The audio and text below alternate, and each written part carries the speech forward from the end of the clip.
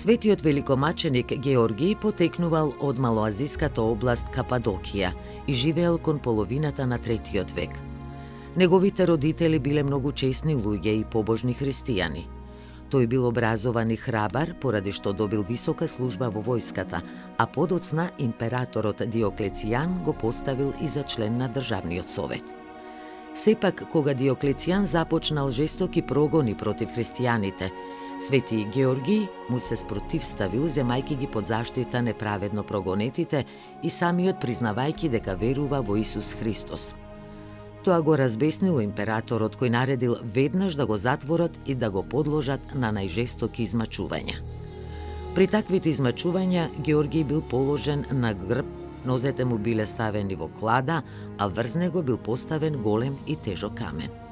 Подоцна бил ставен и на тркало под кое имало долги и остри шајки, што му го парале телото. Бил тепан со воловски жили, му била облечена усвитена облека, 3 дена бил држан закопан во земјата. Му било дадено да испие отров, а на крајот, кога неговите джелати виделе дека е решен да остане во верата, му ја пресекле главата. Токму затоа Свети Георгиј е наречен победоносец, зашто со својата истрајност ги победил джелатите и останал до крај во верата.